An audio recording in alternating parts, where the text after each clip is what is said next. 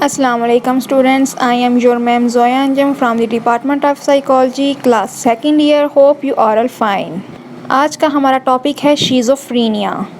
یہ ایک مینٹل ڈس آرڈر ہے جو آپ کی پوری لائف تباہ کر دیتا ہے. انکشاف ذہنی ایک تباہ کرنے والا شدید ذہنی مرض ہے جس کے تحت خیالات، ادراک، ہیجانی کردار اور سماجی افعال میں خلل واقع ہوتا ہے. یہ آپ کی لائف کو بالکل تباہ کر دیتا ہے. اس میں آپ کے خیالات، آپ کے تصور، ایموشنز اور جو آپ سوشل ورک کر رہے ہیں وہ سب آپ کے ڈسٹرب ہو جاتے ہیں. یہ ایک ایسا عارضہ ہے جو تمام عارضوں میں خطرناک اور ناکارہ کر دینے والا عارضہ کہلاتا ہے. یعنی یہ ایک ایسا ڈس آرڈر ہے جو سب ڈس آرڈرز پہ بھاری ہے اور آپ کو بالکل تباہ اور ناکارہ کر دیتا ہے. انشقاق ذہنی کا تصور ایمل کریپلین اور ایگن بلورر کی متشارکہ کاوشوں سے متعارف ہوا. ایمل کریپلین نے 1898 میں اس کو ڈیمینٹیا پریکوکس کہا. 1918 میں ایگن بلورر نے اس کو انشقاق ذہنی کی اصطلاح دی جو یونانی لفظ شیزو اور فرین کا مجموعہ ہے. ایمل کریپلین نے اس کو ڈیمینٹیا پریکوکس کا نام دیا لیکن بعد میں 1918 میں ایگن بلورر نے اس کو شیزوفرینیا کا نام دیا ہے جو دو یونانی لفظ کا مجموعہ ہے، شیزو اور فرین، جس کے معنی ہے ذہن کا تقسیم ہو جانا یعنی ذہنی انکسار. دو جنسوں میں اس کا واقع ہونا 1% ہے یعنی کہ فیمیل اینڈ میل دونوں میں یہ 1% تک واقع ہو سکتا ہے. DSM-4 نے اس کی 5 علامات بیان کی ہیں جن میں التباس، وہمہ، غیر منظم گفتگو، غیر منظم بلاغتی کردار، منفی علامات، ہیجانی گفتگو اور حرکات، عدم سماجی تعاملات اور عدم خوشی وغیرہ شامل ہیں. DSM نے اس کے 5 علامات بتائی ہیں جن میں التباس اور وہمہ نمبر 1 ہے. التباس مینس ایلوژنس یعنی کہ الٹ سمجھ جانا، جیسے رسی کو سانپ وغیرہ سمجھ لینا ایلوژن ہے ایک. غیر منظم گفتگو، اس میں بات صحیح سے نہیں کر پاتے. جو ہم بات کر رہے ہیں جیسے ابھی میں آپ سے بات کر رہی ہوں ویسے وہ مریض اس طرح بات نہیں کر پاتے یعنی کہ وہ ان کے بات میں کوئی معنی موجود نہیں ہوتا. غیر منظم بلاغتی کردار مینس کہ ان کا بیہیویئر بھی عجیب سا ہوتا ہے. منفی علامات، ہیجانی گفتگو یعنی کہ وہ صحیح سے بات نہیں کر پاتے، ان کی نیگیٹو ایموشنز ہوتے ہیں. وہ لوگ سوشلی کوآپریٹ نہیں کر پاتے اور نہ ہی وہ زیادہ خوش رہتے ہیں. انشقاق ذہنی کی علامات 2 درجوں میں تقسیم ہیں جن میں منفی علامات اور مثبت علامات شامل ہیں. پہلے ہے مثبت علامات.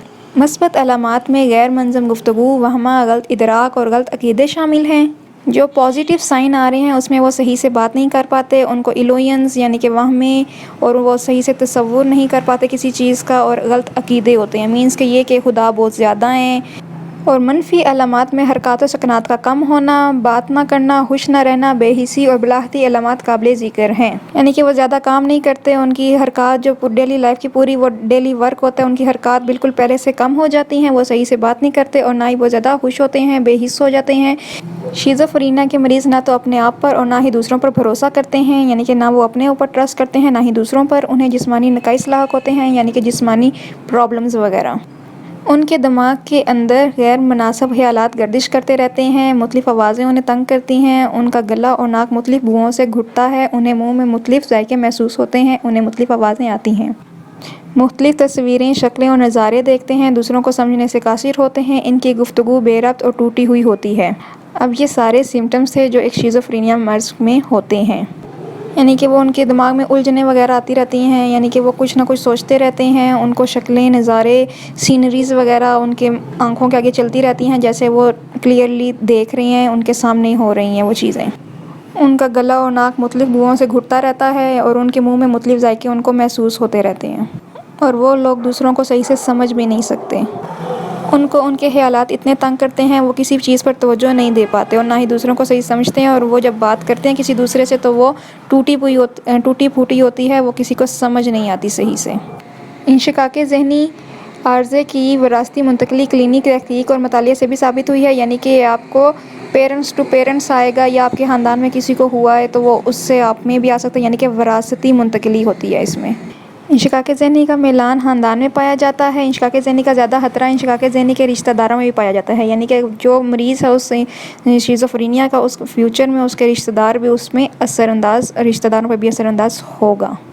بعض مطالعوں کے ذریعے ثابت ہوتا ہے کہ زندگی کا دباؤ اور اس کے دوسرے حیاتیاتی عوامل انشقاق ذہنی کی تشکیل میں اہم کردار ادا کرتے ہیں.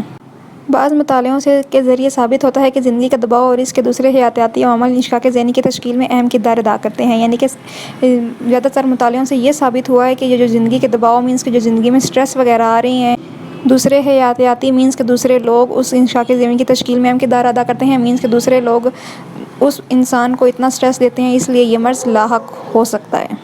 ہرش 1996 کے کلینکی ریکارڈ سے یہ بات سامنے آتی ہے کہ انشقاق ذہنی کے مریض 10 سال پہلے مر جاتے ہیں. اس کے علاوہ خودکشی کا رجحان انشقاق ذہنی کے مریضوں میں زیادہ بلند ہوتا ہے، یعنی کہ وہ 10 سال پہلے ہی مر جاتے ہیں اور کچھ خودکشی کر لیتے ہیں. زندگی میں خودکشی کرنے کی کوشش کا رجحان 20 سے 40% اور کامیاب شرح 10 سے 15% ہے. اللہ حافظ.